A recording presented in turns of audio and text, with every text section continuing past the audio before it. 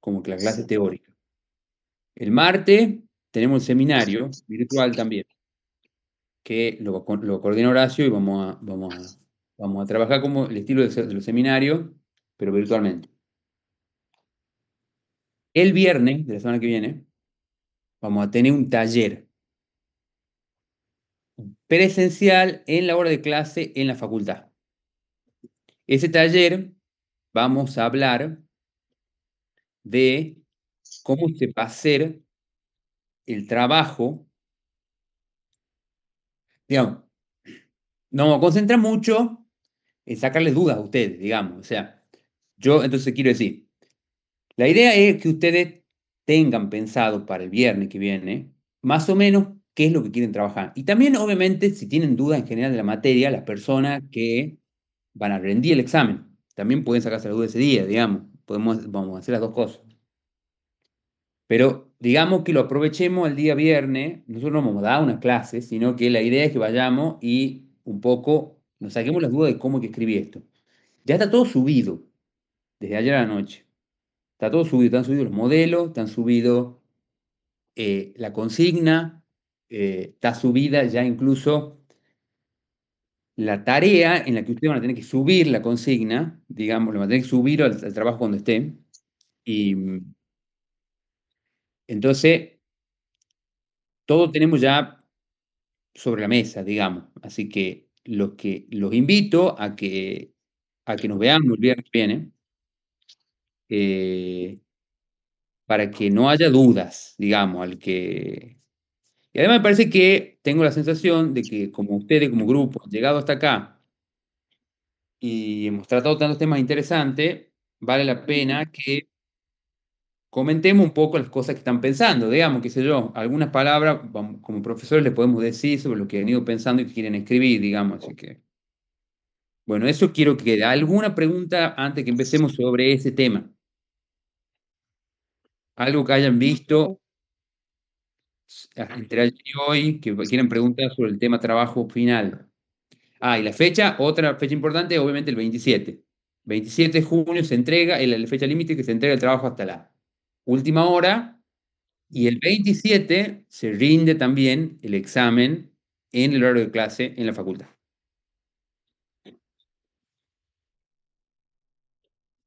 Y una semana después la recuperación. Y si hubiese que hacer algo para la gente que entregue el trabajo, bueno, nosotros nos comunican esos días, si hubiese que pedirle, perdón, también hay una fecha más importante, perdón.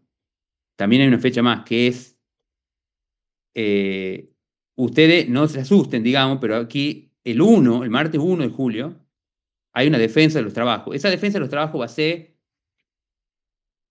más bien tranqui, digamos, no es que lo vamos a ir, lo vamos a matar preguntas, sino, bueno, ustedes van a ir, vamos a charlar, van a presentar, vamos a hacer algo medio el estilo coloquio y eso. Pero bueno, ya dejo de quitar tiempo de la clase de hoy, porque esto lo podemos charlar mejor el viernes que viene, digamos. Así que los invito a Horacio y, y nada, les vuelvo a pedir al que pueda y puede prender la cámara mejor y cualquier cosa.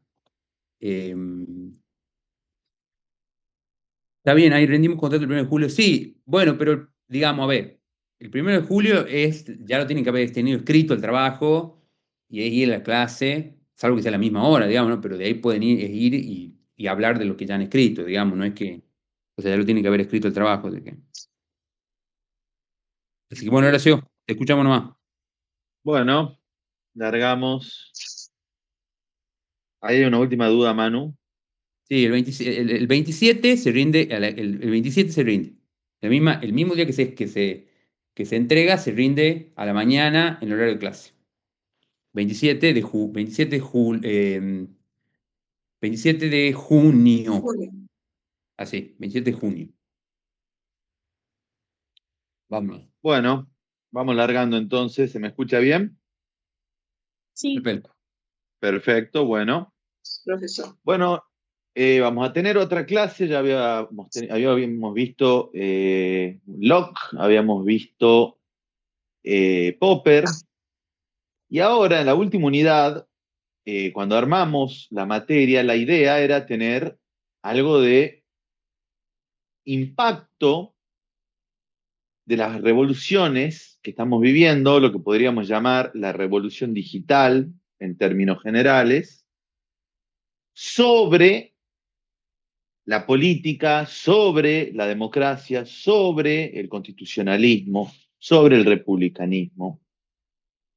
Entonces, como que de esa manera un poco la materia cierra con un pantallazo y una, digamos, bueno, se ponen en crisis varias veces las cuestiones, ¿no?, vinculadas con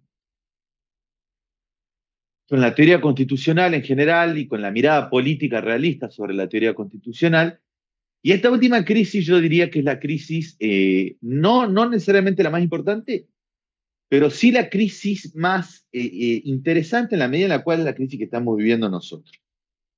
Y eso lo van a ver en los últimos textos que tienen, un texto de Harari, que es un escritor que ahora vamos a ver, historiador muy importante, en la medida en la cual obtuvo cierto consenso respecto, digamos, a sus ideas generales sobre lo que se puede llamar la filosofía de la ciencia, de la tecnología, la filosofía de la revolución digital.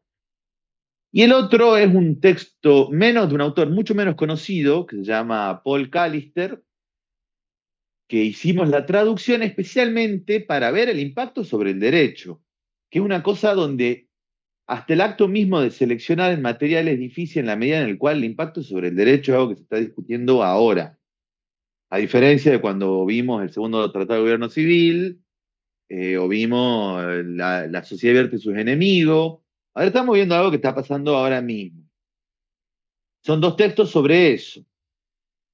Uno, bueno, primero vamos a ver un poco qué es la inteligencia artificial. De cualquier manera, yo supongo que la mayoría de ustedes tienen en la cabeza una definición.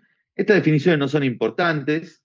Sí me gustaría que pongan en el chat del 1 al 10 cuál es más o menos su uso cotidiano de inteligencia artificial. Es decir, en una escala del 1 al 10, donde 1 es no la usé nunca y 10 la uso todo el tiempo, los que tengan ganas vayan poniendo. Yo no me voy a detener en conceptualizar la inteligencia artificial, es algo que está en todos lados.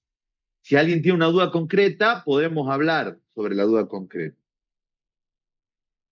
Lo que sí puedo darles son ejemplos. Inteligencia artificial es un auto que se maneja solo. Inteligencia artificial es el algoritmo de Netflix o de HBO que les recomienda qué ver. A continuación terminan de ver una serie y hay un algoritmo que les dice, bueno, esto te puede interesar, es inteligencia artificial. Inteligencia artificial, por supuesto, es la inteligencia artificial generativa, ChatGPT o ChatGPT, Gemini de Google, Copilot de Microsoft y Bing de Microsoft, Claude de Anthropic, es decir, bueno, Meta, era Llama, es el modelo. Una gran variedad de modelos de inteligencia artificial que aparecieron y que tienen una gran facilidad para manipular el lenguaje de los seres humanos, el lenguaje natural. Y de eso es de lo que se va a tratar esta clase. ¿Cómo impacta sobre nosotros, que somos personas interesadas en el estudio de la abogacía y en el ejercicio de una profesión, cómo impacta sobre nosotros la aparición de modelos que pueden producir resultados muy similares a los que producen los seres humanos al usar el lenguaje natural, o un lenguaje semitécnico, como es el lenguaje jurídico, que es un lenguaje semitécnico, diríamos. No totalmente técnico, alguien que lee una sentencia, hay cosas que va a entender, hay cosas que no. Y obviamente lo ideal es que sea lo más natural posible, además del lenguaje jurídico. ¿Qué es lo que pasa cuando nosotros nos impacta de lleno la aparición de estas herramientas que pueden emular el razonamiento jurídico, la argumentación jurídica, y que eventualmente pueden impactar sobre nuestra fuente de trabajo, por decirlo de alguna manera? Ahora voy a ver rápidamente, a ver. Bien, ahí Manu puso la fecha. Iván Díaz Porcelo cada 10 minutos. Bien, eso es un 10, por ejemplo. 3, 4, 2, 2, 10. Tomás Alejandro Arias también, está como nosotros. Bueno, la mayoría algo, ¿eh? María Eugenia Bazán muy poco, algo. Digamos, nadie ha puesto uno. Bueno, esto yo lo suponía, por eso no me voy a detener en la IA, la revolución de la IA, la historia de la IA, todos estamos ahora en contacto con la IA, entonces hablemos de estos textos que ustedes tienen que estudiar y que son textos que van al hueso de lo que nos interesa. El primero es un texto de Yuval Noah Harari, como les comentaba, que es un historiador israelí, doctor de Oxford, especializado en filosofía, en historia global. Acá hay 3 libros que son como los 3 libros más conocidos de él. Hay un libro nuevo que se llama Nexus, pero los libros, digamos, que lo lanzan al estrellato intelectual, podríamos decir de alguna manera, son De animales a dioses, Homo Deus y 21 lecciones para el siglo XXI. Este último es el fragmento que ustedes tienen dentro de la bibliografía. Tiene el capítulo 2 de este libro. En estas 21 lecciones, él trata de abordar el fenómeno laboral que va a ocurrir y que ya está ocurriendo con la aparición de la inteligencia artificial en el sentido más amplio. Es decir, la inteligencia artificial que puede reemplazar, no solamente puede automatizar, no sé, la entrega, por ejemplo, de paquetes, sino que prioritariamente puede desplazar a los trabajos profesionales clásicos, que trabajan con el lenguaje, lo que se suele llamar las profesiones liberales, ¿no es cierto? Entonces, el capítulo que ustedes van a ver, que ahora voy a hablar de esto, habla de esto, de impacto laboral. Por eso a mí me parece tan interesante en la línea que nosotros venimos viendo, que es una línea de realismo, ¿no es cierto? Es decir, a ver, ¿qué está pasando? Yo diría que están pasando obviamente muchas cosas. Considero que lo más importante de lo que está pasando es la revolución de la inteligencia artificial y Harari se ocupa de esto y se ocupa del patrón que producen las revoluciones tecnológicas, que es el desplazamiento laboral. Por ejemplo, la revolución industrial destruyó muchos puestos de trabajo de artesanos tradicionales y los reemplazó por lo que sería gradualmente, digamos, cada vez más un proceso automatizado donde los seres humanos participan de manera aislada. Entonces, se destruyó una forma de producir por la revolución tecnológica y apareció una forma nueva de producir. Ahora, ¿qué pasa si no hay nada que reemplace los trabajos que se están destruyendo ahora? ¿Por qué es interesante este capítulo? Porque se plantea la hipótesis pesimista y siempre es interesante lo que tiene bueno las hipótesis pesimistas, es que las hipótesis optimistas, digamos, también.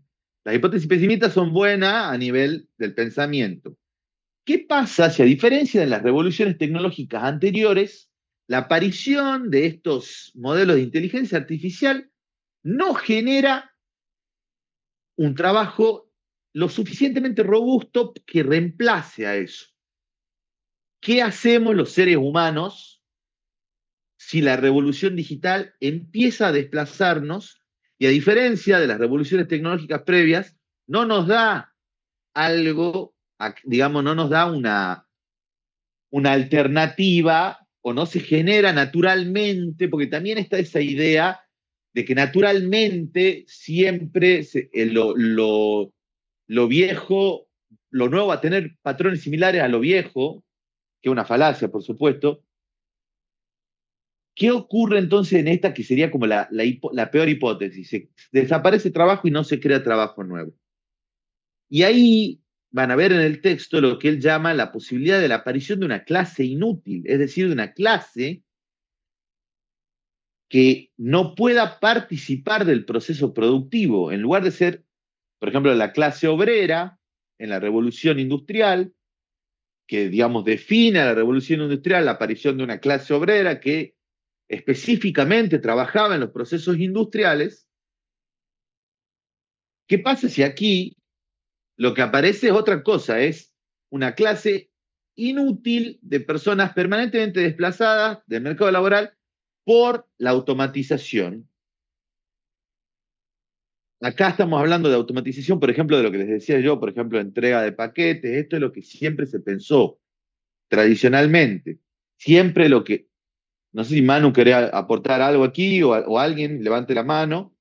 En el pensamiento de los últimos 50, 60 años, siempre la automatización amenazó a los trabajos que requerían menos formación intelectual. Ahora, la inteligencia artificial amenaza primero a los trabajos que requieren más formación intelectual, porque es algo que funciona, que no va a reemplazar inmediatamente, por ejemplo, a un carpintero, a alguien que es cerrajero, digamos.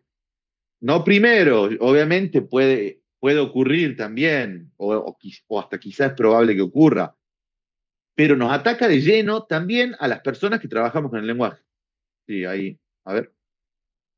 Yo te quería agregar una cosa, Horacio, que esto me parece como central en el tema, lo que estás diciendo, pero justo, sabes que en uno de los seminarios, los chicos se van a acordar, hemos tenido uno de los seminarios muy interesante con Gustavo Walber, que ha sido el seminario que me habló de temas económicos, que justamente Walber habló de la revolución industrial y si ustedes se acuerdan, hubo un momento en que se planteó la idea de cómo la revolución industrial, eh, hay como varias formas, obviamente es un proceso muy estudiado, ¿no? Hay varias hipótesis, pero Gustavo planteó la idea de que en realidad, si uno veía los números de la revolución industrial, probablemente en el corto plazo la revolución industrial había producido pobreza en el corto plazo.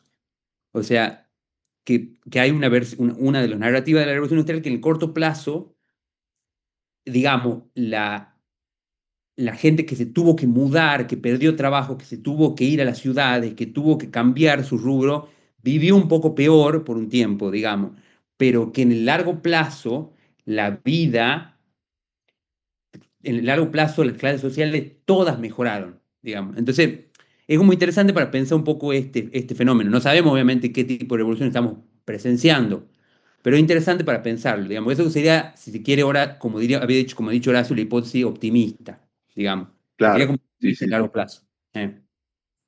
Sí, y además me parece no solamente optimista, me parece razonable.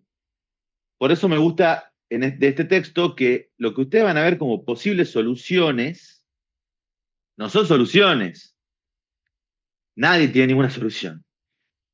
Hay gente, no, pensá mientras hablaba Manu, porque es un tema que charlamos mucho con él. Hay gente a la que le tocó vivir guerras terribles o vivió en el medioevo y no tenía un paracetamol. En general, la fe que depositó la humanidad en la ciencia, de Grecia hasta ahora, siempre fue recompensada, ¿no? Ahora, ¿qué pasa si no? Es lo que se plantea Harari. Y esto es lo que nos interesa. ¿Cuáles son las implicancias políticas que puede tener que haya un desplazamiento masivo de puestos de trabajo? Primero, ¿cómo se canaliza el descontento de esas personas? ¿Cómo se las inserta socialmente? Y segundo, y más interesante, ¿cómo pueden afectar las democracias? Y puede producirse o no una tecnocracia. ¿Qué sería una tecnocracia? Una tecnocracia sería un gobierno que no está basado en la mayoría, como la democracia, o en un rey, como una monarquía, o en un dictador clásico, como una autocracia, sino que está basada en el avance tecnológico. Por ejemplo, el avance tecnológico que permite la inteligencia artificial. Y aquí les doy un ejemplo muy rápido. ¿Qué pasa si a través de sistemas de inteligencia artificial se logra anticipar que hay un 90% de chances de que una persona cometa un asesinato? ¿Qué pasa? ¿Qué hacemos cuando empezamos a tener la posibilidad de predecir las conductas a través de la inteligencia artificial. Esto nos puede conducir a una tecnocracia, a un gobierno basado en el control tecnológico, basado en el control tecnológico. Y esto no son preguntas de ciencia ficción. La mitad de la humanidad vive en países que están activamente buscando esto. Es decir, que están buscando activamente incorporar la tecnología de manera transversal desde el Estado, políticamente en la vida de las personas, y hay mucha gente que está de acuerdo con eso. Quiero decir, estas no son ideas necesariamente falsas, son ideas que ponen en crisis nuestra idea general de democracia y nuestra idea de lo que es específicamente una democracia constitucional, que es lo que venimos hablando, ¿no es cierto? Hace tantas clases. Déjame que te agregue una cosa, Horacio, que me parece bien interesante lo que está planteando, que yo les pregunto ahí a los chicos y alguno quizá pueda decir algo, porque a ver, lo que está tocando Horacio es algo, es central lo que estamos hablando, porque nosotros, en algún sentido, aquí me parece que hay algo que uno se podría preguntar, ¿qué es lo que nos parece que, o sea, si nosotros de repente tenemos una forma de impedir que se cometan crímenes, pero esa forma de impedir que se cometan crímenes significa, por ejemplo, vigilar a las personas 24 horas, o, Claro. por ejemplo, les digo eso, vigilar a las personas, pero no van a cometer más, no vamos a cometer más crímenes. No va a morir nadie va a morir crímenes violentos, por lo menos, no van a... Puede haber, la tecnología capaz que se pueda, y como bien dice Horacio, pareciera que tenemos posibilidades de hacer algo así, digamos. Y quizá, o sea, quiero decir, pero por lo menos hace 2 años no nos imaginamos que la inteligencia artificial iban a hacer lo que hacen hoy, o sea que podemos suponer que pueden pasar cosas que no nos imaginamos todavía. Entonces, yo les pregunto a ustedes, alguno se anima a decir, ¿qué les parece ese dilema, digamos? O sea, ¿qué es lo que es esencial para ustedes? O sea, ¿a ustedes les gustaría que los vigilen? Profe, Sí.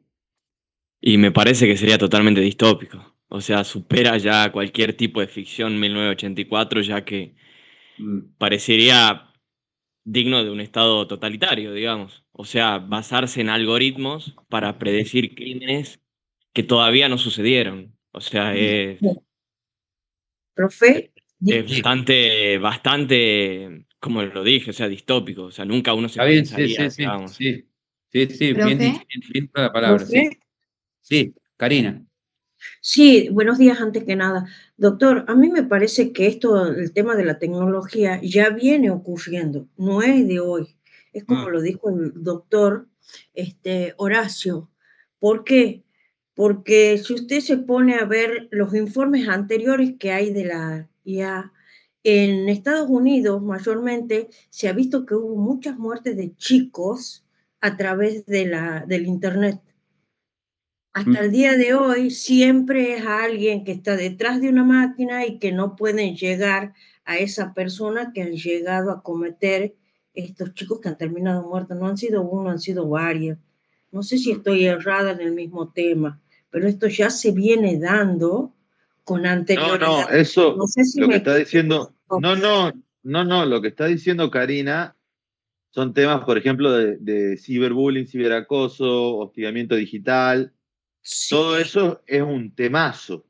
sí, doctor, así es, Es que ya parte, viene bien. sí, no, y viene ocurriendo. Eso viene ocurriendo en el marco de una gran dispersión política y cultural y económica que produce la revolución digital. La revolución digital introduce el Internet, como estaba diciendo Karina, y crea todo un plano, digamos, que no existía, o sea, no existía ese plano de la realidad, que es algo que es importante tener presente, porque obviamente está totalmente naturalizado. Y en profe, general, sí, perdón. No, sí, te escucho. Sí, María, sí. no, que sobre lo que había preguntado el profesor Sí. de que la posibilidad esta de evitar evitar que sucedan crímenes a costa de algunas libertades. O Mm. lo que plantea el profesor Horacio de que qué sucede si tenemos una forma de saber, bueno, esta persona tiene un 90% de posibilidad de ser un criminal. y de Mm. cometer crímenes. Me parece que, aunque tentador, no debería afectar, no debería cambiar la forma en la que funciona, o al menos la esencia de lo que es hoy el sistema jurídico, que o sea, no se condenan las personas por sus características, digamos, ni por su personalidad, sino a la acción. Mm. No se juzga Profe, en la personalidad, ni porque sos de tal lado, porque tenés esto. En, me parece que no debería cambiar nada, no debería ser algo que realmente plantee un cambio, porque es verdad que es tentador decir, bueno, se va a acabar con los crímenes, pero si nos Mm. ponemos a ver, no es, es usarlo como una herramienta más actual, pero no cambia a lo que se ha buscado hacer en muchos sistemas autoritarios y muchos ya gobiernos pasados y sucesos trágicos, que es eso, es evitar, Claro. es querer quitar derechos a costa de algún fin, algún propósito que se supone que es mejor y es último, es como lo mejor que se puede conseguir, pero se lo consigue mediante haciendo mucho daño. Claro. profe, Alicia. Ah, sí. Sí. Estaba levantando la mano Alicia. Sí, buenos días. Antes que nada, profesor, entré medio tarde a la clase porque tenía otro link, pero quería, en lo poco que he escuchado, tuve la oportunidad de compartir con el doctor Horacio Vaca Amenábar en el año pasado en la cátedra de ciberdelito, y una de las cosas que, digamos, se ha tratado con el tema de la inteligencia artificial es sobre el tema del grooming y cómo a través de la deep web o de los portales digitales se puede predecir comportamientos de las personas que buscan a estos chicos, a estos niños con fines delictivos, eh, frenar un poco y, digamos, se ha ido mejorando en ello el tema del Código Penal, al incluir ciertos artículos que prevén estos accionares delictivos. Entonces, para mí es un avance, un gran avance dentro de lo que conlleva el delito a la hora de usar la inteligencia artificial o todo lo que signifique la acción telemática. También están los delitos desde el punto de vista de los ransomware, Duda, Ale. Te quiero destacar, está bien el punto que está tomando. No sé, ¿alguien quiere decir, Nazarena, vos querés decir algo? Para mí, viene avanzando en pasos agigantados, digamos, entonces como que no lo vamos a poder evitar. Lo que decía usted de que más adelante puede ser que la IA evite ciertos delitos y eso. Bueno, para mí inevitablemente no lo vamos a poder. Y la famosa frase de si no puede contra ellos, únetele, digamos, vamos a tener que aprender a que sí, a que esto va a ser y cómo lo vamos a manejar de la mejor forma, digamos. Ay, buenísimo, Nazarena. Ay, Mayra quería decir algo y si quieren seguimos. No sé, Tomás, si Sí. tenés otro. Sí, Mayra. Yo lo que quería decir era que analizando lo que venían diciendo mis compañeros, también está el punto de que qué tan imparcial puede llegar a ser, aunque nos parezca que la IA puede ser imparcial. O sea, yo hablando de lo poco de lo que conozco, por ejemplo, no conozco demasiado, pero supongamos que sé, entiendo, creo, de que, por ejemplo, en el caso de los peritos y demás, llevándolo al ámbito judicial, ellos trabajan con ciertos comandos también que se le va dando a esa inteligencia, como por ejemplo para cuando hacen un cierto análisis y demás. Esto es como un ejemplo. Entonces, ¿qué nos hace pensar que puede ser totalmente imparcial los resultados que den, como por ejemplo, para decir, bueno, cierta persona tiene o es más propensa a cometer este delito, lo hizo y demás? O sea, no nos asegura que totalmente sea una resolución justa, por decirlo.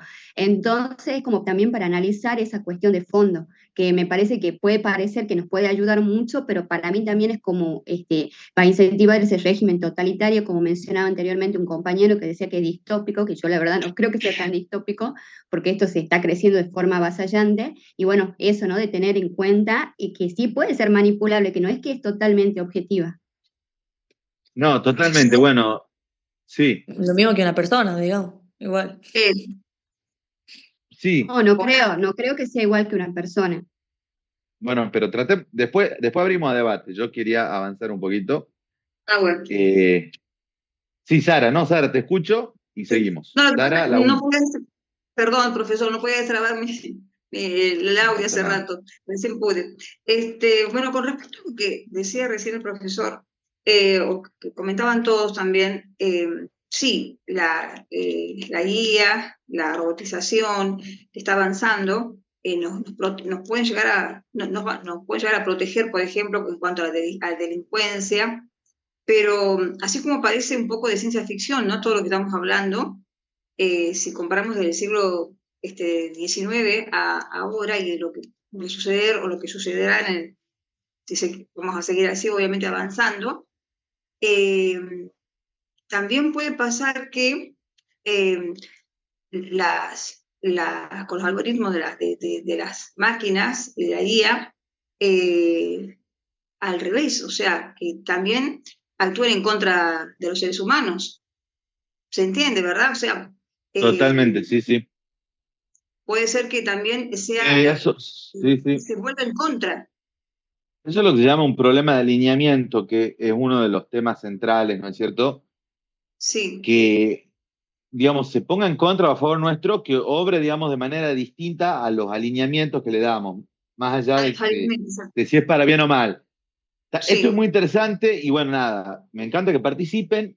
Han abierto 10 temas de conversación que cada uno amerita un seminario. Esto habla de la actualidad del tema, esto habla de lo urgente que es el tema. Así que nada, por suerte tenemos el taller, donde además lo vamos a hacer con inteligencia artificial abierta y mostrando digamos, las oportunidades y los peligros, ¿no es cierto? Porque esto es un tema muy central. Ahora yo lo que quiero charlarles un poco es del otro texto, contarles un poco, que tienen, básicamente, digamos, con lo que ustedes acaban de decir, las inquietudes están listas para que lean el texto de Harari. Tienen todas las inquietudes en la cabeza, porque el capítulo que seleccionamos, que además lo seleccionamos con Manuel, son las inquietudes que ustedes están expresando ahora mismo. Es decir, ¿cómo impacta en general sobre el trabajo? ¿Qué va a pasar con la gente que no tenga trabajo si esto se genera?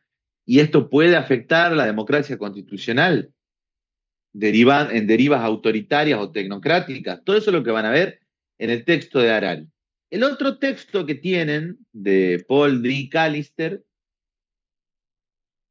es como que baja toda esta cuestión tan amplia que, como vemos, abrimos el debate y hay 10 temas, todos interesantísimos, muy importantes además. Bueno, ¿cómo impacta específicamente sobre la profesión de las personas que se dedican al derecho? En sentido amplio, ¿no es cierto? Que trabajan en un poder judicial o que trabajan en un organismo del Estado, que hacen el ejercicio libre de la profesión. ¿Cómo impacta específicamente a la práctica del derecho? Por eso ven que es una cuestión más central, más específica, quise decir. Y lo que él va a hacer en ese texto que tienen es brindar 5 principios para entender este impacto, que además está siempre bueno para ordenarse mentalmente, ¿no? Por eso la IA cuando escribe siempre con ítems, o se lo tomó de nosotros, para que ordenemos esta discusión brutal, tan omnímoda, sobre cómo se nos viene encima esto a la práctica del derecho. Bueno, él dice, hay 5 principios para discutir. El primero, y el más importante por lejos, es un cambio en la autoridad cognitiva legal. La autoridad cognitiva legal. ¿Qué significa cognitivo? Algo cognitivo, algo que tiene que ver con la forma de conocer. Es decir, por ejemplo, nuestras facultades cognitivas son nuestras facultades que nos permiten pensar, comprender, analizar un texto. ¿Qué nos permite conocer la ley? Es decir, ¿cuál es la autoridad cognitiva o vinculada al conocimiento que nos permite conocer la ley? Y ahí ustedes van a tener una respuesta clásica de la academia jurídica. El derecho. ¿Qué nos permite conocer el derecho? Perdón. ¿Qué nos permite conocer el derecho? Primero, la ley positiva. Segundo, la jurisprudencia. Es decir, los fallos que se van dictando en función de esa ley positiva. Tercero y cuarto, y se discute si son o no fuentes de autoridad cognitiva legal, por ejemplo, la doctrina y la costumbre. Esta es una discusión típicamente argentina de cómo es la historia del derecho argentino. Ustedes van a ver siempre fuentes del derecho y van a decir así, la ley, la jurisprudencia, la doctrina y la costumbre. Y después van a decir, ¿puede o no la costumbre ser una fuente del derecho? Bueno, ¿qué es lo que reconoce acá Callister? Que toda esa discusión se metió en una fuente que nadie autorizó y que no le pidió permiso a ningún jurista. Y acá, por eso me sirve lo que ustedes pusieron. Yo estoy seguro que ustedes, estudiantes de abogacía, ya están usando inteligencia artificial. Si no todos, la mayoría. Y así como ustedes están utilizando inteligencia artificial, abogados en distintos ámbitos, juristas en distintos ámbitos, en la academia, en el ejercicio de la profesión, en la justicia, en la política, en todos lados, ya están usando inteligencia artificial. Entonces apareció una fuente nueva. ¿Por qué apareció esa fuente? ¿La votamos? No. ¿Fue decidida en un congreso de derecho? No. Apareció por distintas razones que tienen que ver con que es fácil, con que nos ahorra trabajo, con que la tecnología en sí nos genera confianza, con que tenemos miedo a quedarnos atrás, entonces tratamos siempre de usar lo más avanzado.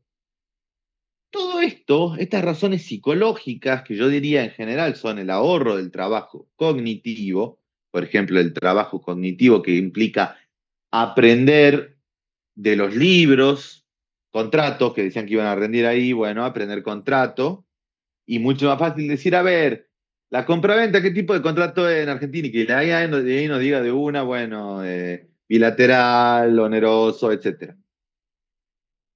Ok, ahora, tenemos que reconocer que esto es revolucionario. Es decir, todo el tiempo estamos consultando sobre qué es el derecho, cuáles son las normas, qué es legal, qué no es legal, qué está prohibido, qué está permitido y qué es obligatorio, a modelos de inteligencia artificial que de esa manera se constituyen en fuentes de autoridad cognitiva. Sí, Tomás. Profe, para contribuir nada más, un término que estaba escuchando últimamente muy relacionado a este tema es la soberanía cognitiva, que estuve escuchando. ¿Cuánto nosotros estamos dispuestos a ceder de soberanía cognitiva en procesos que nosotros ya los tenemos y más o menos desarrollados en el tema de, qué sé yo, de interpretación de textos, de realización de trabajos, etcétera? ¿Cuánto estamos nosotros dispuestos a ceder ante la IA, a que haga estos procesos la IA y nosotros ya los dejemos de realizar usualmente, digamos?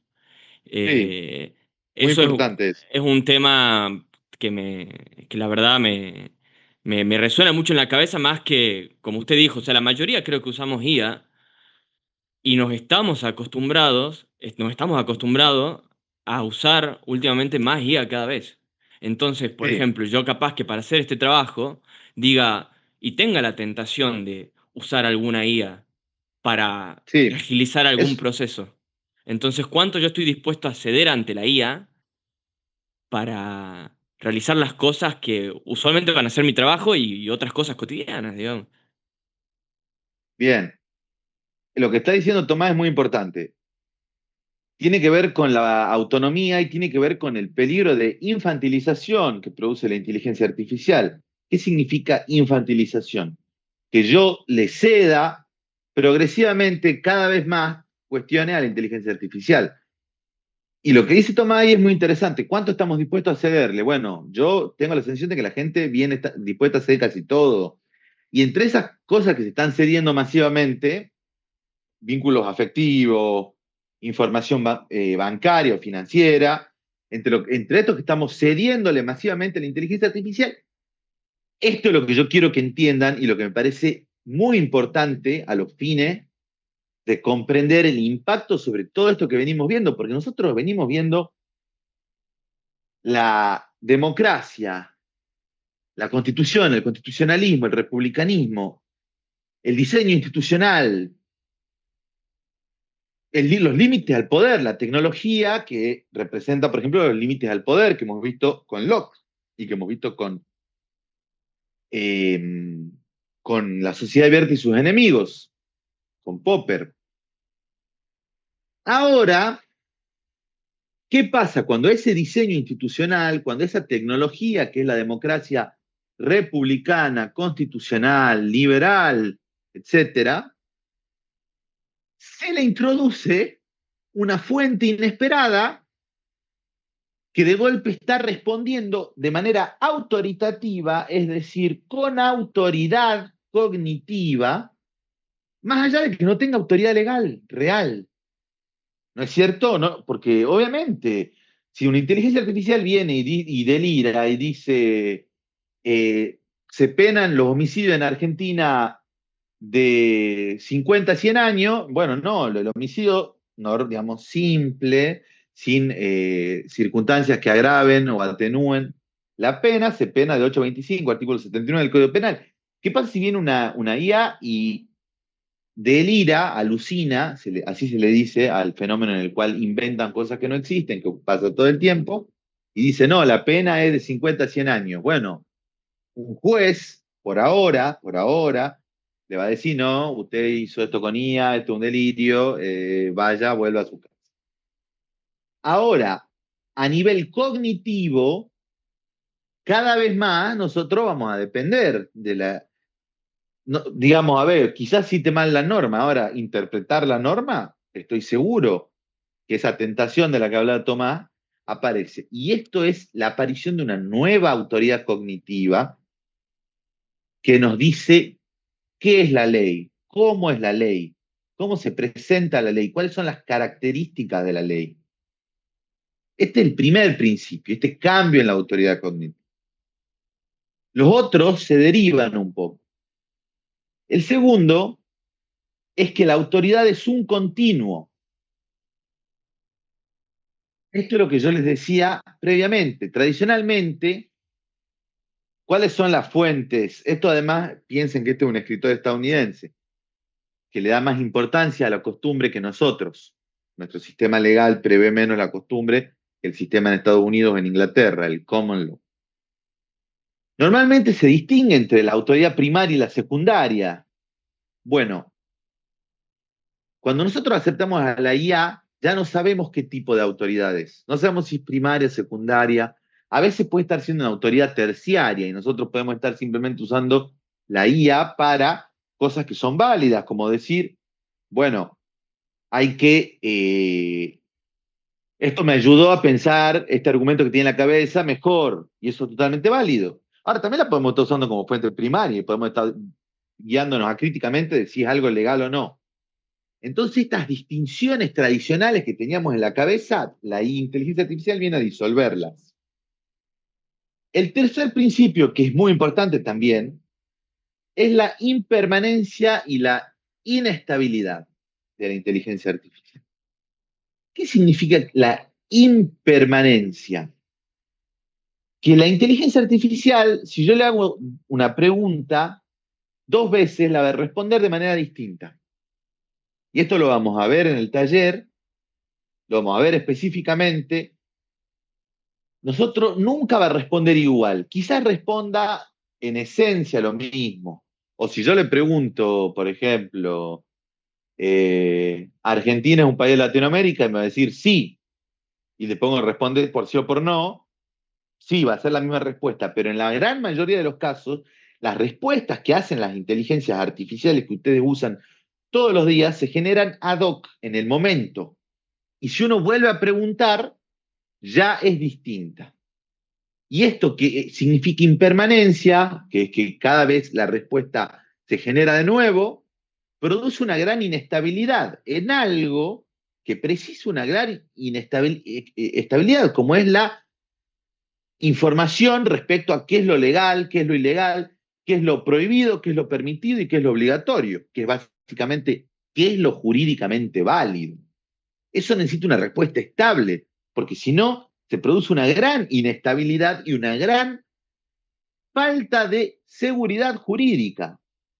¿Qué pasa si nosotros no sabemos, digamos, hemos visto con Popper, por ejemplo, que cuando uno le delega todo el poder al Estado, uno termina en una situación en la cual, como, digamos, hay que pensar el Estado para que gobiernen los malos, no los buenos, digamos, por eso es lo interesante el texto de Popper, pensemos un Estado que pueda resistir el gobierno de los malos, no esperemos el gobierno de los buenos, porque normalmente no llegan los buenos, pensemos una dinámica que pueda contener a los malos, recuerden que eso es el diseño institucional. Bueno, la inteligencia artificial viene a, de nuevo, como en todo, a romper todo y a cambiar todo, a generar una gran inestabilidad en ese diseño institucional que nosotros creamos. Entonces, esto lo vamos a ver en profundidad en el taller, vamos a trabajar directamente con la IA, les voy a mostrar en vivo y en directo cuál es el nivel de impermanencia que tiene y por qué esto nos conduce a una gran inestabilidad, pero vayan leyendo el texto y lo van a tener ahí. El cuarto punto, principio para entender el impacto de la revolución digital y la inteligencia artificial sobre el derecho en este texto de Callister es el exceso de información y el acceso desigual a esa información. El exceso de información no hace falta que yo se los explique. Cualquiera de ustedes en este mismo momento tiene en la cabeza una cantidad de temas brutal, y si nosotros ponemos toda esa cantidad brutal de temas y las comparamos, van a ver que son muy distintas. Es decir, la cantidad de información que circula ya supera ampliamente las facultades cognitivas tradicionales para las cuales estaban pensados nuestros sistemas constitucionales y legales. ¿No es cierto? Digamos, tenemos sistemas pensados en que igual son genialidades, ¿no es cierto? Por ejemplo, lo que hemos visto de Locke puede tener 400 años, sigue siendo una genialidad. Ahora, lo que hay que tener presente a la hora de entender nuestro sistema es que el caudal informativo ahora se abrió, la canilla se abrió y la cantidad de información que está circulando es oceánica, masiva, es gigantesca. El contexto de información es gigante. Y el acceso a esa información es desigual. Por ejemplo, con la inteligencia artificial. Yo pago una suscripción de $20 mensuales a ChatGPT, a ChatGPT, para poder usar ChatGPT Plus. Y esto es así, yo lo pago. Antes yo tenía, digamos, entonces había un acceso desigual, obviamente, entre una persona que utiliza los modelos gratuitos y yo que estoy utilizando modelos mucho más inteligentes, pagando los $20 mensuales. Ahora hay una suscripción de $200 para ChatGPT o ChatGPT Pro. Y esa ya no la pago, a la de $200. Entonces se dan cuenta que se va generando una especie de grado de acceso, una jerarquía de grado de acceso que es desigual. Esto está muy claro. Los modelos de inteligencia artificial más avanzados, por ejemplo, la investigación profunda, los usuarios gratuitos no pueden hacer investigación profunda, que es la forma más avanzada actualmente de usar la IA, y es algo que además es sorprendente, Y los que somos usuarios Plus podemos usar, tenemos 10 consultas al mes. Hay maneras de forzarlo, pero tenemos 10 consultas al mes de este modelo súper inteligente. Los que pueden pagar los $200 tienen muchas más. Entonces, hay un exceso de información por todos lados y el acceso a las herramientas que refinan, perfeccionan, depuran esa información y la vuelven relevante para nosotros es desigual. Y el quinto principio de estos principios que plantea Callister como para tratar de entender la revolución digital y su impacto sobre el derecho es la permanencia de los métodos tradicionales. ¿Qué significa esto? Que no desaparecen los métodos tradicionales. No es que ya no va a haber juristas, no es que ya no van a existir los códigos que ustedes van a estudiar en la carrera. No.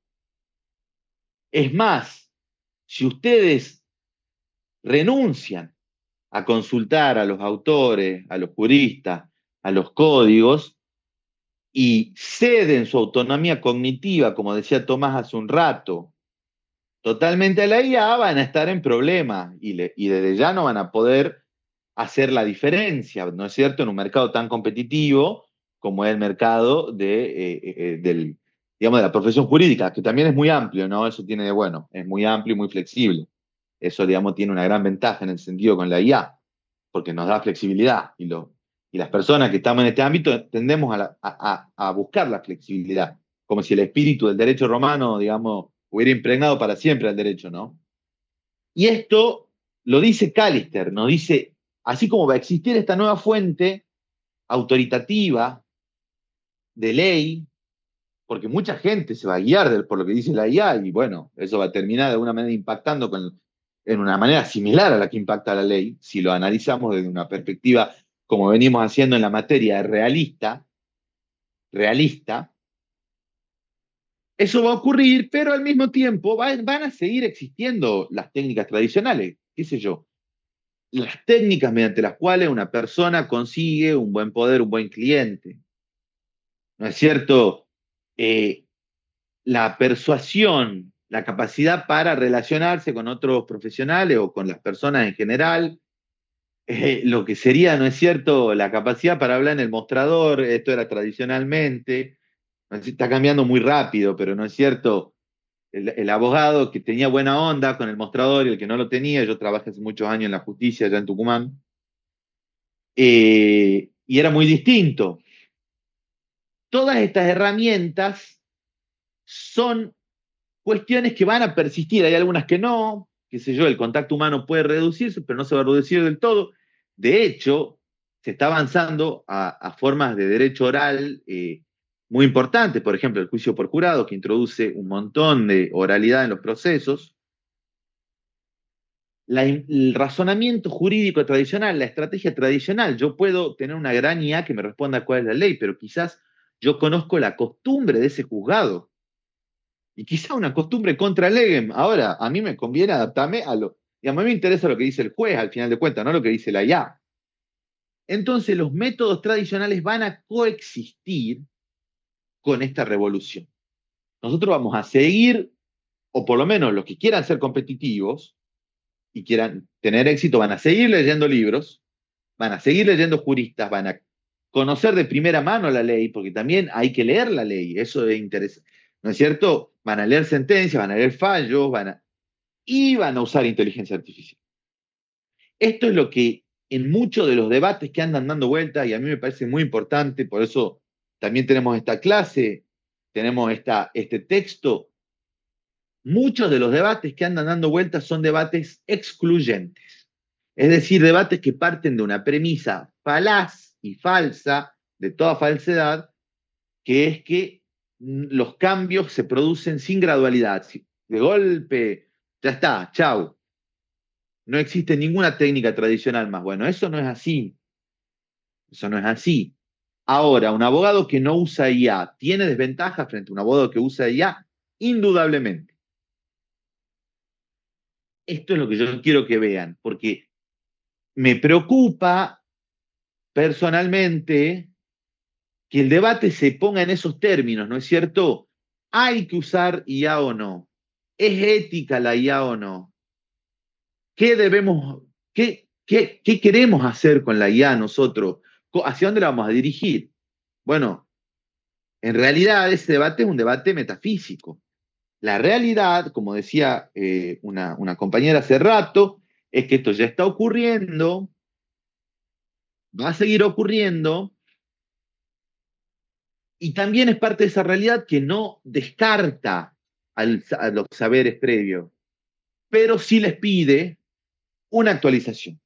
Les pide que por lo menos se tomen, digamos, se posicionen frente a esta discusión. Que por lo menos tengan una idea de que esto está pasando. Por eso me parece a mí tan interesante estos 5 principios, porque son como formas de organizar el debate. Sabemos que se está trasladando la autoridad cognitiva legal y está apareciendo una nueva. Sabemos que esto está borroneando nuestras formas tradicionales de organizar el derecho. Sabemos que esta nueva autoridad que aparece como un monstruo entre las autoridades tradicionales es impermanente y por lo tanto es inestable, ¿no es cierto? Sabemos que hay un exceso de información, sabemos que es desigual el acceso por ejemplo, a la mejor inteligencia artificial, y también tenemos que saber que eso no elimina a las competencias tradicionales. Es más, si ustedes tienen un problema y quieren hacer una carta de documento, y capaz que la hacen con IA, ¿no es cierto? Mucha gente, o capaz que tienen que ver un texto legal de cualquier tipo y quieren saber rápido qué significa, capaz que se lo tiran a la IA. Ahora, si tienen un problema penal, van a buscarse un penalista, y yo eso se los aseguro. Entonces, esto es importante, ¿no es cierto? La coexistencia, la realidad es más compleja que estos debates reduccionistas. Es más compleja, y en esa realidad compleja van a coexistir nuestras técnicas prácticas, nuestra praxis tradicional y esta nueva revolución. Estos son los 2 textos, básicamente, que van a ver. De ahí, muchas de las cosas que ustedes dijeron están en estos otros slides que yo preparé, que son para darles una mirada más integral. Esos son los textos que ustedes tienen que leer, ¿no es cierto? Y que están en la bibliografía. ¿Sí?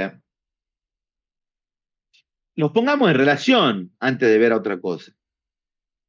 ¿Qué es lo que hace Harari? Analiza el impacto general de la inteligencia artificial, mientras que Callister mira específicamente la práctica jurídica. Fíjense que hablamos de la práctica jurídica, siempre un enfoque realista y práctico, ¿no es cierto? Pragmático. Ambos coinciden en la necesidad de adaptación constante frente al cambio tecnológico acelerado. Cuidado con esa palabra, es un cambio tecnológico acelerado, es decir, que viene incrementándose, que además es exponencial su forma de crecimiento, que se incrementa cada vez más. Y la cautela al confiar decisiones críticas al sistema automatizado, que esto es lo que estábamos hablando. ¿Le vamos a confiar la libertad de una persona a un sistema automatizado?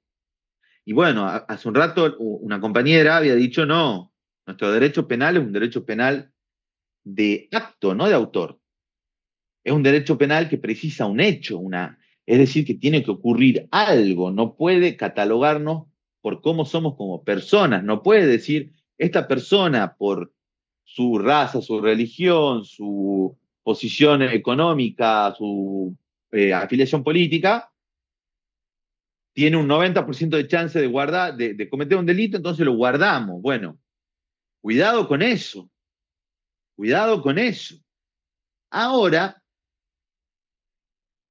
la cautela no tiene que ver solamente con cosas que son obviamente críticas, como el derecho penal o como la cuestión del grooming, que se habló también, el grooming, que es digamos, la estafa para victimizar a menores a través de las redes sociales, muchas veces, digamos, con todo tipo de fines, obviamente, el grooming, a través de manipulaciones y a través de las redes.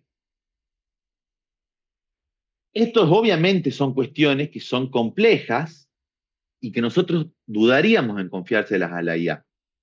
Ahora, ¿qué pasa si le confiamos lo que estudiamos? Puede alucinar y nos puede decir que algo es blanco cuando es negro, viceversa. Y después estamos en problemas a la hora del examen. Pero supongamos que no alucina y que no tiene ningún error, lo cual es mentira. También vamos a ver alucinaciones en el taller, les voy a mostrar, la voy a hacer confundirse enfrente de todos ustedes. Pero supongamos que no se confunde y que responde bien. ¿Qué, ¿Es lo mismo el resumen de la IA que leer un autor? Para ustedes, No, Lourdes dice que no. A ver, ¿por qué, Lourdes? ¿Cuál sería la diferencia? porque hay otro proceso, otro raciocinio, o sea, hay un proceso que uno no está haciendo por quizás ahorrar tiempo, pero al analizarlo al texto uno hace un proceso, entonces vos vas a poder saber justamente, como dice ahí en el texto, si te está diciendo cualquier cosa alucinando o es correcto la información que te está alargando. Porque vos al desconocer vas a agarrar lo primero que te largue el resultado y vas a darlo por cierto. Y quizás no es Bien, así. bien. Ahora, incluso si fuera cierto el resultado, es decir, supongamos que yo quiero ver el homicidio simple, ¿no es cierto? El artículo 71 del Código Penal. ¿Es lo mismo ver un resumen hecho por IA que leer un autor penalista que profundiza en el tema? No. Es lo- Sí, María Solana, te escucho. Sí, sí. Mayra, Además, cada vez que uno le pide hacer un resumen de algún texto a la IA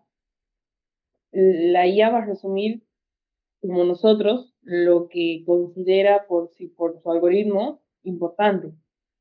Pero me ha pasado de probar qué es lo que me dice la IA habiendo yo leído el texto, a ver qué me dice el resumen, y los puntos que me da, le faltan muchos puntos, y hay otros que me da que no son tan importantes para lo que yo quiero. En el contexto en el que yo lo estoy usando, necesito otros puntos del autor o del texto, o conectarlo de formas diferentes, que la IA no puede, ¿Cómo él me va a no puede escuchar? comprenderlo, no puede verlo. Entonces, siempre está poco incompleto. Capaz que para dar un panorama general del texto puede ser, pero siempre va a estar incompleto porque va a seguir sin ser el mismo texto. bien ahí. Tomás, a ver, te escucho. Sí, sí, sí. Sí, Yo, Profesor, Sara. profesor, Además, bueno, profesor, quiero hacer un aporte. Me llamo Sí. Beatriz. Quiero hacer un aporte del texto, que yo he leído la primera parte. Y aclaro, yo soy médica y mi hija es investigadora también. Y usa mucho la inteligencia artificial. Yo de la primera parte del texto hice unos resúmenes donde para mí la parte legal es una herramienta que tiene que tener su límite porque es peligrosa al usarla en exceso, y todo en la ciencia social. Para mí, la inteligencia artificial, estaba viendo la parte del texto, que es muy útil en los países como África, donde ellos pueden tener un acceso. Yo tengo un libro donde dice, donde no hay médico, y esto, para mí, ese uso en esos países donde se muere la gente por enfermedades desconocidas, es excepcional el uso de esta herramienta. O sea, que hay que usarla con cautela. No se puede bajar todo y preguntar todo, porque puede ser peligroso, digamos. el exceso del uso de todo lo que uno está estudiando. Y otra cosa Muchas gracias. dice el Sí. texto es que la inteligencia artificial nunca, yo soy muy fanática, que nunca va a reemplazar al ser humano, por ejemplo, en el campo del arte, porque el ser humano transmite emociones. La inteligencia artificial es creada por el hombre, pero es una herramienta que hay que tener mucha cautela a dónde y cómo se va a usar. Ese era mi aporte. Para mí es valioso en la medicina y con mucha cautela en otras ciencias y sobre todo en la ciencia social, como está diciendo Muchas usted. gracias. Muchas gracias. Bueno, Gracias. lo escuchamos a Mauro y seguimos. ¿Cómo están? Buenos días. Yo quería, bueno, hacer un aporte, eso que dice usted sobre la inteligencia artificial, de que hay que recurrir a un penalista, no a la IA cuando hay un caso por un delito, pero también es porque en esos casos la inteligencia artificial no puede resolver de manera práctica porque físicamente no puede estar en el momento del delito, digamos. En lo cual una persona, en un caso, va al lugar, sabe las cosas que pasaron, hay sentimientos, se mide la intención, y también muchas veces, en otros casos también, pues ya en el derecho en sí, la inteligencia artificial lo que no puede hacer es filosofía, no puede generar filosofía como el ser humano, partiendo de que no puede sentir emociones y ese tipo de cosas. Pero Ok. sí, eso tiene que ver, digamos, con los resúmenes de los textos. Va a ser muy práctico que la inteligencia artificial lo haga, pero se va a limitar solamente a eso. Mientras que el ser humano tal vez puede expandirse un poco más en algunas áreas, qué sé yo, del derecho natural, que la inteligencia artificial tal vez no pueda hacer. Bueno, interesante las posiciones de los compañeros de ambos. La discusión, por supuesto, respecto, por ejemplo, al arte, es toda otra gran discusión. Por eso esto es tan importante, ¿no es cierto? Es una cuestión que es transversal en el sentido en el que realmente es muy difícil que los distintos campos no se estén preguntando esto me toca o no me toca, y si me toca, cómo me toca, cuánto me toca, hasta dónde me toca.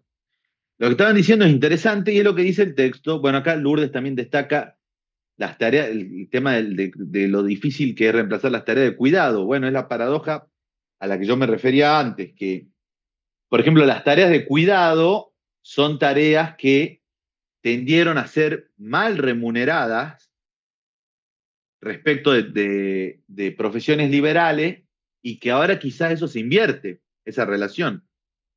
¿No es cierto? Así que interesante, Lourdes, entiendo lo que vas y veo por dónde lo estás planteando, pero todo es interpelado en definitiva por esto, y ambos autores, yo acá voy a dar, digamos, yo personalmente, yo no creo que se pueda regular la inteligencia artificial, no creo que se pueda manejar la revolución, yo más bien creo que uno tiene que, digamos, que tiene que aceptar la realidad en general y en particular las revoluciones tecnológicas porque cambian el mundo.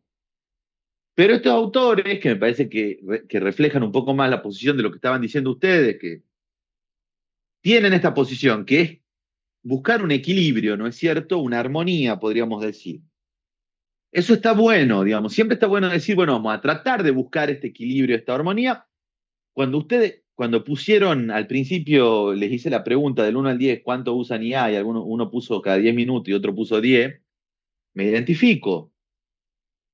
Es más fácil decir que hacer eso, ¿no es cierto? Es muy fácil decir tenemos que buscar el equilibrio y además es una gran tentación de la mente, lo que se conoce como la falacia del justo punto medio, siempre hay una gran tentación de decir, bueno, en medio de estas dos posiciones hay un lugar de equilibrio que es bueno. Yo no sé cuál es ese equilibrio. Lo que sé es que estos dos textos son muy interesantes para plantear, digamos, la respuesta que van a hacer ustedes en definitiva. ¿Cuál es ese punto de equilibrio? Por ejemplo, restringir ciertas tareas que la IA no pueda hacerlas, o no restringirlo, darle un lugar, no darle un lugar, consultarlo primero, consultarlo después. En el caso que estábamos viendo, por ejemplo, un abogado que siga leyendo libros va a tener una sofisticación. Todo lo que ustedes dijeron está bien.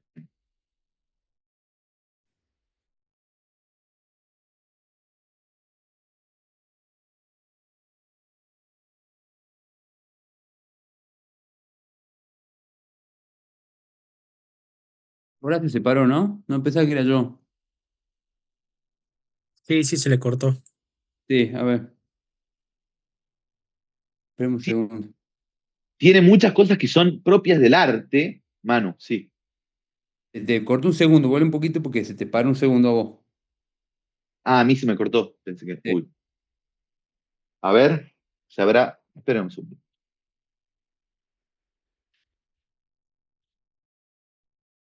Manu, voy a cambiar, voy a poner los datos, así que si querés decir algo vos. No, sabes que nada, igual te quería dejar seguir un poco más, pero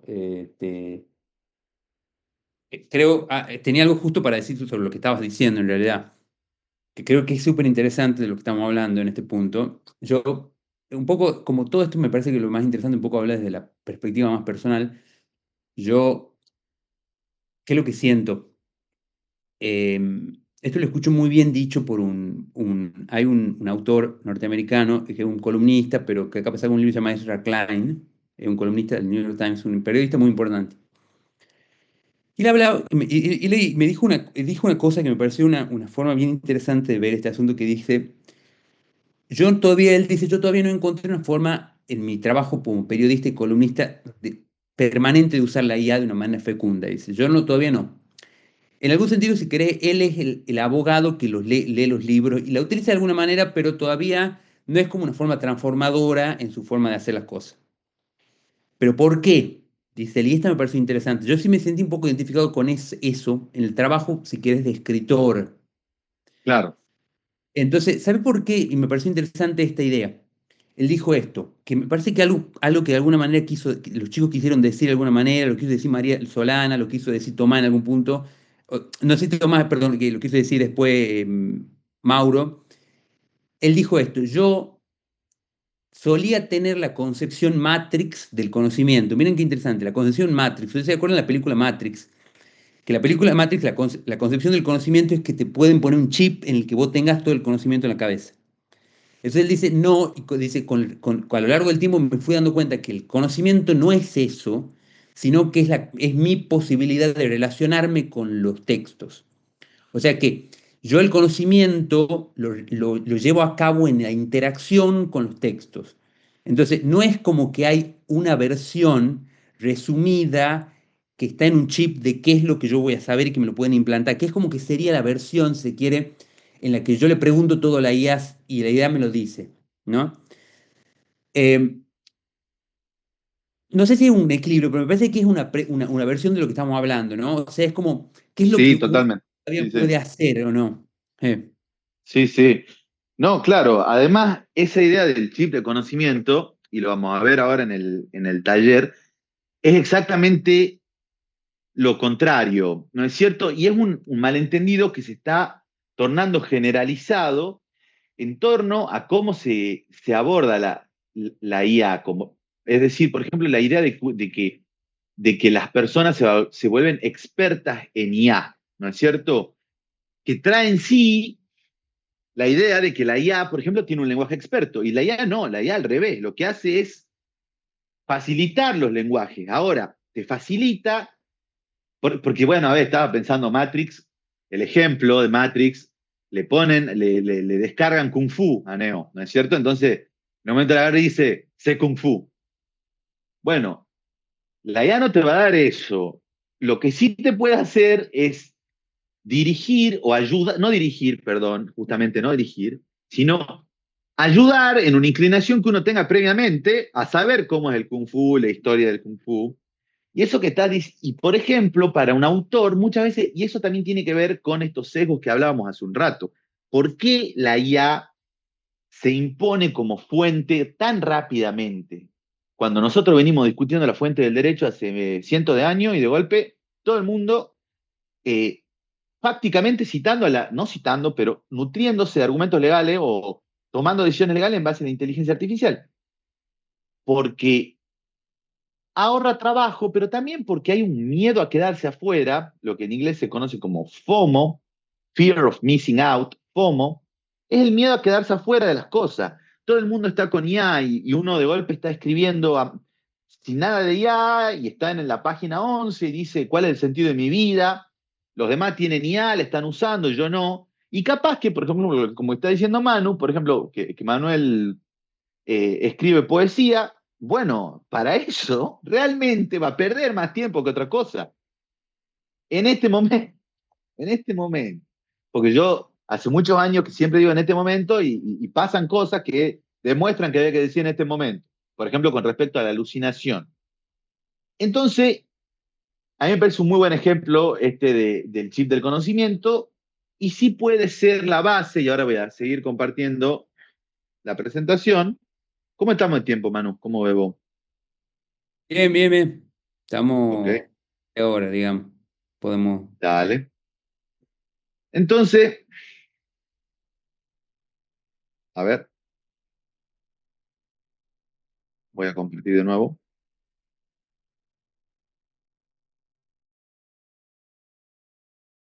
Viendo ahí la presentación.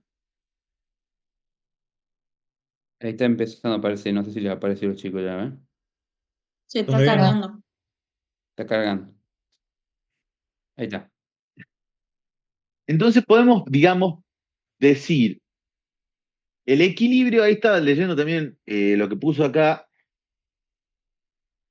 bueno, lo que estaba poniendo Silvina y lo que estaba poniendo Francisco, que es, digamos, lo más cercano a mi posición, pero son todas válidas.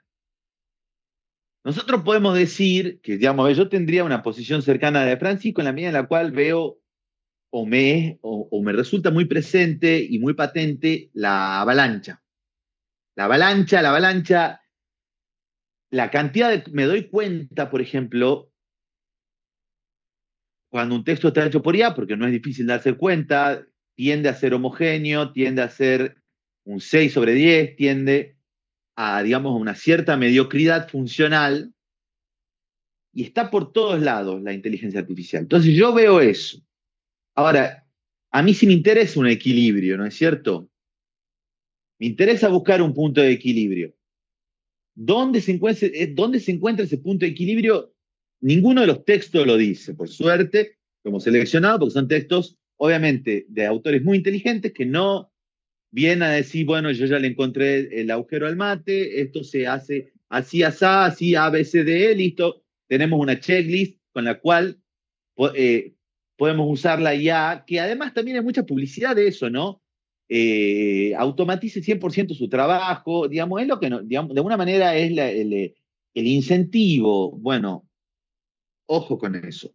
Tenemos que buscar un punto de equilibrio. Para las distintas personas será distinto. Para alguien que escribe poesía y es bajo realmente, por ejemplo, digamos, por eso es distinto. Yo, en mi caso, yo lo que estoy viendo es una cantidad, digamos, esto que decía, que veíamos en el texto de Callister, un aumento del flujo y del exceso de información tan grande que me parece inevitable que avance en los próximos años las formas de entender esa información intermediadas por la inteligencia artificial o por otras tecnologías. Pero es interesante para verlo. Lo que yo hice aquí es, habiendo, digamos, visto los dos textos, Harari, la posibilidad de que aparezca una clase inútil, él después da distintas soluciones, qué sé yo, habla, por ejemplo, de ingresos universales, que es una solución que se habla a veces. Y fundamentalmente el riesgo que representa sobre la democracia tradicional o las nociones tradicionales de democracia, república, Estado de Derecho, constitucionalismo, todo eso está, digamos, está planteada esa pregunta en el texto de Harari. En el otro texto, lo más importante son estas cuestiones básicas, estos cinco principios o cinco diríamos, realidades innegables de las que uno tiene que partir, que a mí me parece también muy interesante discutir esto en esta materia, porque nosotros estamos viendo todo el tiempo desde una perspectiva realista. Bueno, si uno es realista, ¿cuáles son las realidades innegables que tenemos que aceptar para empezar a discutir cuál va a ser nuestro punto de equilibrio? ¿Cuál va a ser el equilibrio que vamos a lograr? Y bueno, hay que aceptar estas cosas. Y estos 5 puntos pueden dar origen a muchas soluciones, a muchas respuestas. Para completar, estos son los 2 textos que ustedes tienen. Yo ahora muy rápidamente, porque tenemos un poquito de tiempo, voy a hablar en general, de otras perspectivas. Por ejemplo, se hablaba hace un rato de ceder la autoridad cognitiva. Martin Heidegger, que es un filósofo alemán, hace 80 años ya estaba viendo cómo se cedía permanentemente la forma de ser, esta autonomía cognitiva, esta autoridad, y cómo se infantilizaban los seres humanos por la técnica. Entonces, esto es algo que ya, digamos, me parece interesante pensar. No es que viene la inteligencia artificial a infantilizarnos. La tecnología tiende a infantilizarnos. Acá tenemos otro autor más reciente que nos habla, por ejemplo, bueno, si nosotros nos vamos infantilizando y la IA se va volviendo cada vez más inteligente, y ustedes también lo dijeron hace un rato, ¿qué pasa si aparece una IA que es súper inteligente? ¿Qué pasa? Digamos, ¿qué pasa si es tan inteligente que puede derrotarnos a nivel económico-político? Digamos, si puede generar, desde el punto de vista de las interacciones, en cualquier sentido. ¿Qué pasa si puede reemplazarnos del todo? Que sería, digamos, la hipótesis pesimista de Harari. Esto llevó, digamos, esta pregunta, este miedo que hay por la tecnología, lleva a respuestas, por ejemplo, lo que se llamó la ilustración oscura, que terminan criticando a la democracia y al humanismo tradicionales porque dicen no están listos para lidiar con lo que se viene. O sea, ponen, digamos, todo esto que nosotros hemos visto, por ejemplo, el contractualismo de Locke, ¿no es cierto? Que es una gran base del liberalismo. Bueno, gente que viene y dice eso se está terminando ahora, como respuesta. O la idea del tecnofeudalismo, que es la idea de que así como se concentraban el poder en señores feudales que tenían el poder sobre los siervos en el medioevo, quizá ahora el poder de la información se concentre en quienes, y bueno, los que tienen, los dueños de los modelos de inteligencia artificial, los dueños de las redes sociales, los dueños, al final de cuentas, de las empresas de tecnología. Estas son todas respuestas, ¿no es cierto?, a esto que, del otro lado, digamos, el miedo a esto y decir, bueno, no, huyamos de la tecnología. Del otro lado del espectro, gente diciendo, no, aceleremos la tecnología. La inteligencia artificial, por ejemplo, puede ayudarnos a descubrir la cura contra el cáncer mucho más rápido. Puede impulsar la investigación científica por 1000, puede... Bueno, entonces están del otro lado los que dicen, pisemos el acelerador a fondo. Están los que dicen, tengamos cuidado, rechacemos incluso la modernidad, rechacemos todas estas cosas que nos están deshumanizando, y los que dicen, no, pisemos a fondo, aceleremos. Como reflexiones finales, esto que nos sirve a nosotros, estos textos nos sirve para pensar nuestro sistema, o sea, nuestro sistema jurídico, político, pero también para pensar la manera en la que aprendemos. Por eso el taller que viene, el seminario que viene, perdón, se va a tratar de eso, a ver, ¿cómo aprendemos con inteligencia artificial? ¿Podemos integrar, es verdad lo que dice Callister, es verdad la quinta hipótesis o principio de Callister sobre la persistencia de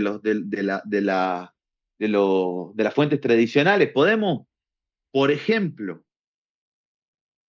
podemos leer un autor y después consultarle al chat cosas sobre esa autora, la inteligencia artificial?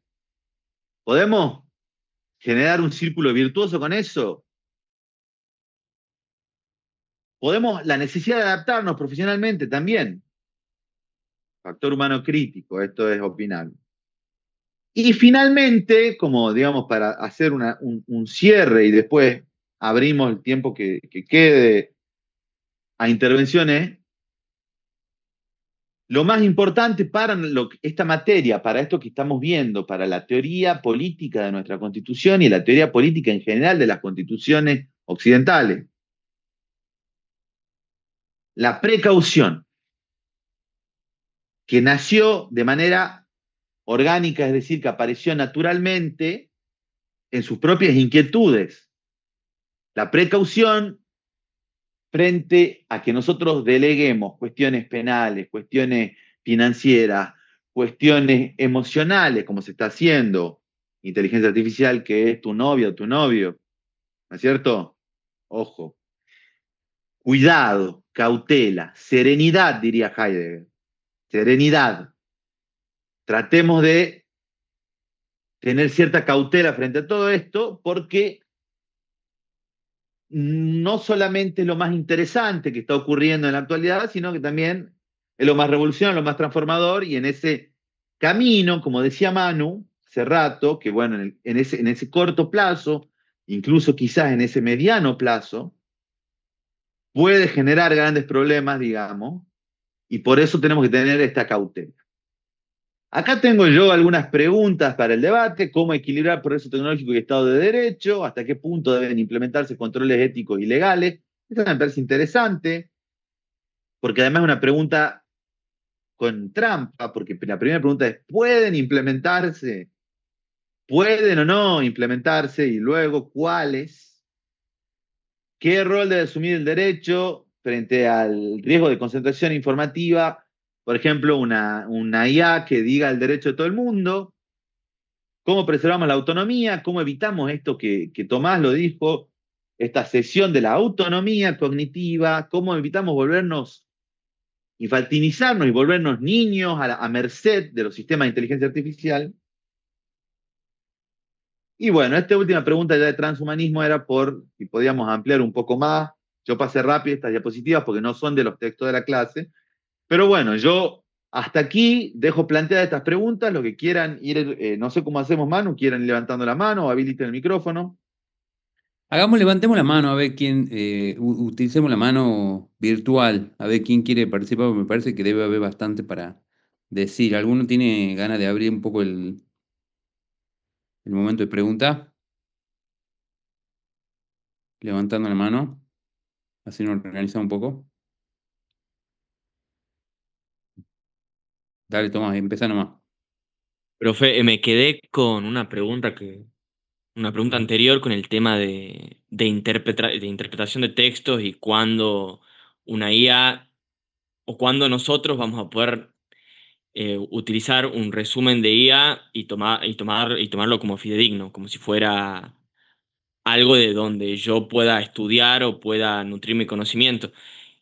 Y no está tan lejano a también un poco suplantar un poco nuestra interpretación, porque hay IAs que no se nutren de Internet en sí. O sea, hay IAs que nosotros le insertamos nosotros la información como PDFs, links.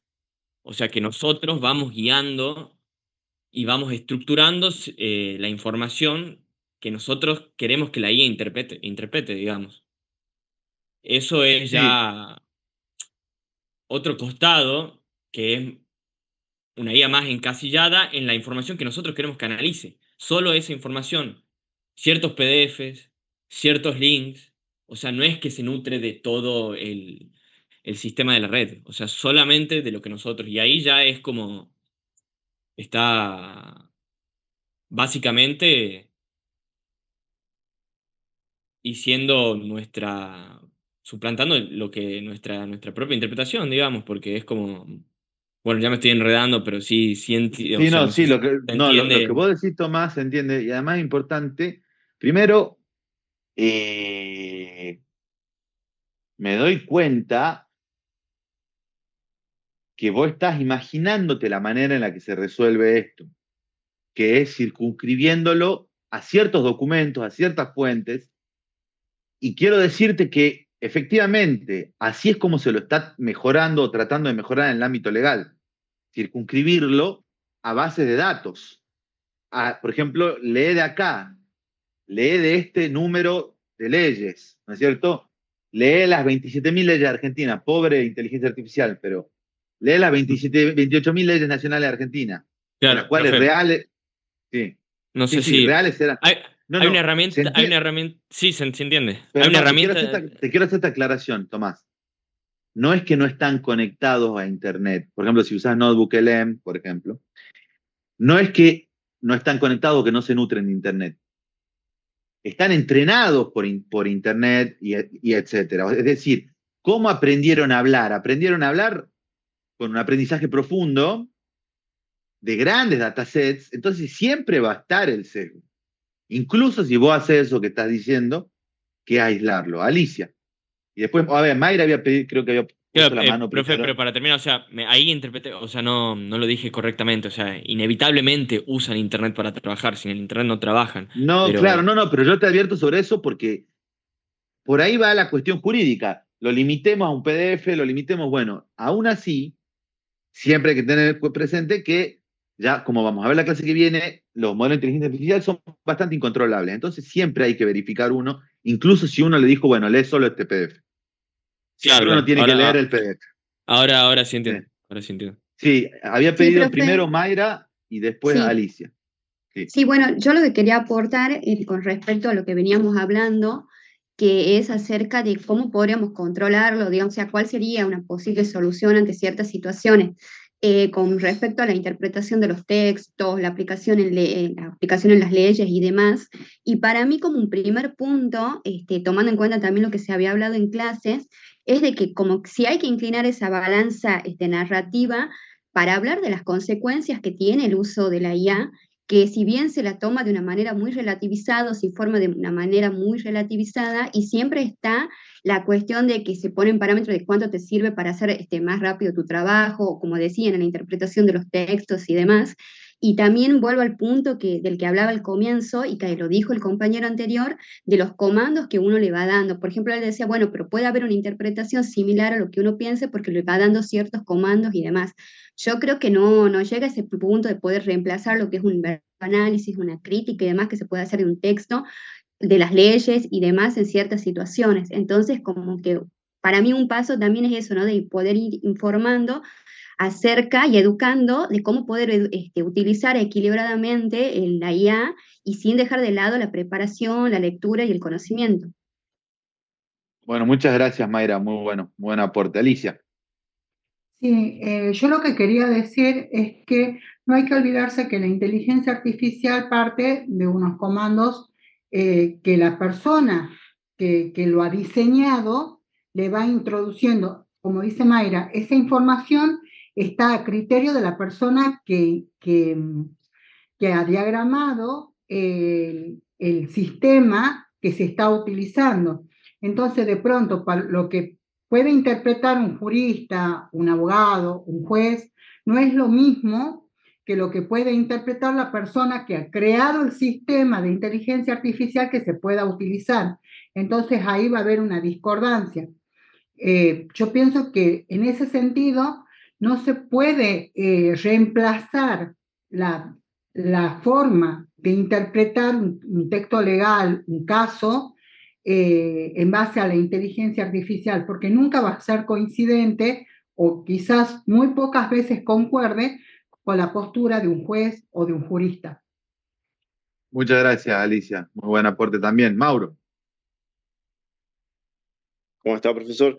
Quiero hacer, bueno, no sé, tengo una visión, una perspectiva, capaz que un poco compleja para mí, que yo la puedo explicar, que, bueno, voy a intentar de responder a mi manera qué rol debe asumir el derecho frente al riesgo de concentración informativa en plataformas digitales, digamos. Bueno, usted había mostrado este término del tecnofeudalismo, ¿sí? Donde todas las empresas multinacionales, internacionales, digamos como Google, que manejan nuestros datos, son datos hipersensibles, sensibles, que se borran creo que cada 18 meses, una cosa así, eh, y usan inteligencia artificial, también como TikTok, para enviar reels a través de los algoritmos, que a veces suele sonar fuerte, digamos, porque para las personas que utilizan todos los días teléfono, hay personas que están felices, hay personas que quieren comprar, hay personas que están tristes, y estas empresas, ¿sí? Como TikTok o todas las empresas que conocemos de las aplicaciones, explotan cada una de esos sentimientos, de esas cosas que vivimos, ¿no? Uno dice, quiero un secador y ya te muestra un secador. O si, qué sé yo, falleció alguien, te empiezan a mandar cosas tristes, ¿me entendés? Y la gente las repostea, digamos.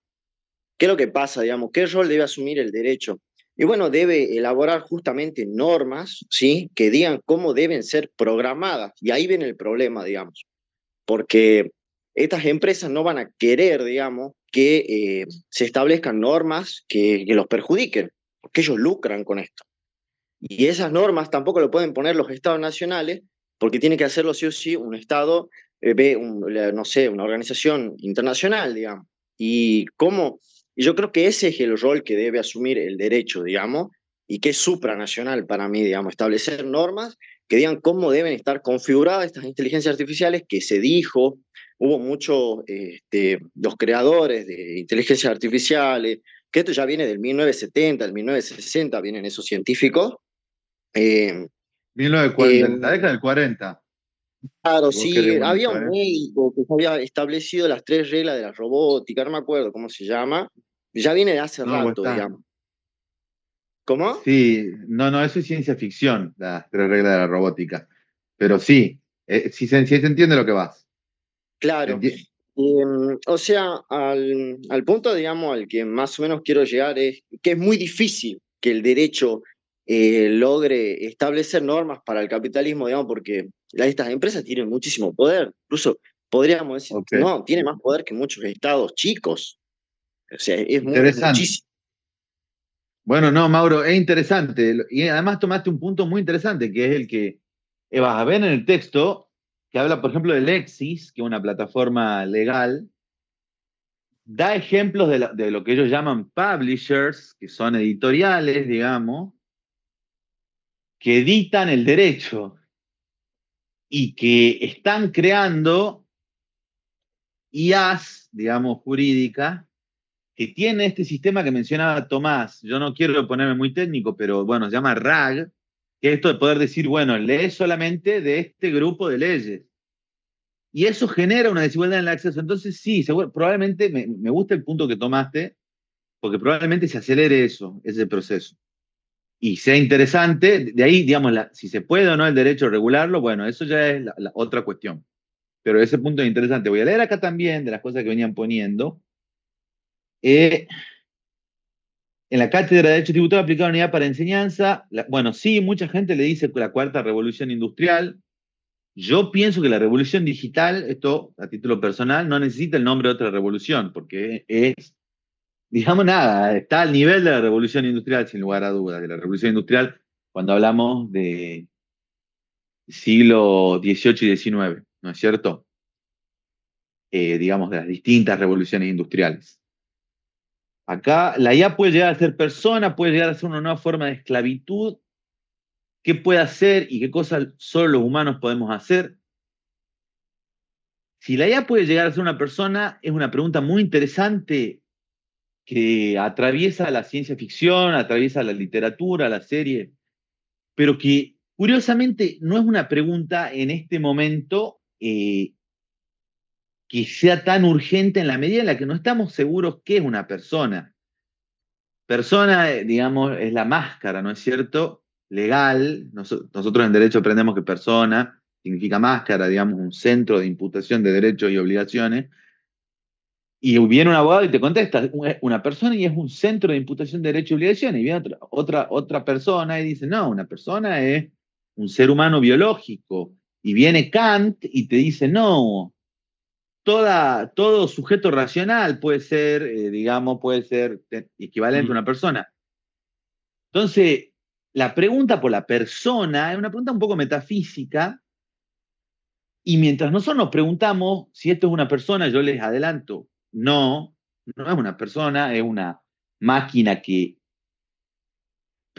hackeó nuestro lenguaje y que puede predecir nuestro lenguaje, pero no es una persona.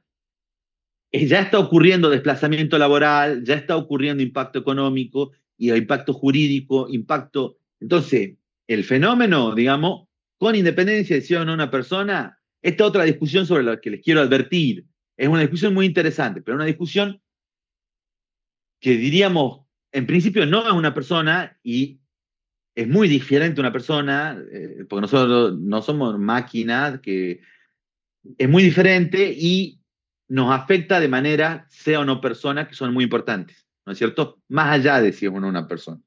¿Qué cosas no puede hacer la IA? ¿Qué cosas solo pueden hacer los humanos? Bueno, por ahora hay varias cosas, por ejemplo, qué sé yo, te puede enseñar a abrir una cerradura, pero si es muy difícil todavía vas a llamar al cerrajero. Y esto nos trae de nuevo a esta cuestión, a esta paradoja que Lourdes también la había señalado con las tareas de cuidado, que por ejemplo las tareas de cuidado eran tareas muy poco remuneradas, muchas veces directamente no remuneradas, por eso a veces se las trataba de calcular como parte de la economía, porque ni se las toma en cuenta a veces culturalmente, y quizás son tareas que se empiezan a volver mucho más importantes, que qué sé yo, que no quiero dar ningún ejemplo de ninguna profesión yo, porque honestamente yo veo bien a los abogados, pero no quiero andar diciendo que los demás está mal. Digo, los abogados somos muy flexibles. Pero hay ya cosas, por ejemplo, la traducción, una traducción de una letra de una canción que a ustedes les guste, la IA nunca la puede reemplazar en su traducción. Ahora, traducir es algo que hace casi a la perfección para las personas que antes tenían una barrera idiomática. Digamos que no podían directamente hablar el idioma. Y esto lo vamos a ver en el seminario, que es cómo hacer de esa voz del autor una ventaja en la era de la inteligencia artificial. Después había dicho acá, Francisco, es importante que tengan en cuenta que el avance de la inteligencia artificial no debe de ninguna manera soscavar la dignidad humana. Yo estoy de acuerdo con vos, Francisco. De hecho, yo creo bastante en la clase de Locke que les di, es decir, en esa idea de los derechos naturales de Locke, entre los cuales, por supuesto, está la dignidad humana. Ahora, como les digo, al momento de imponer esos controles, bueno, hay que ver, uno, si esos controles se pueden imponer, dos, si al momento de imponerlo vamos a tener voz o voto, que probablemente no, y tres, si no, terminan siendo peores que lo...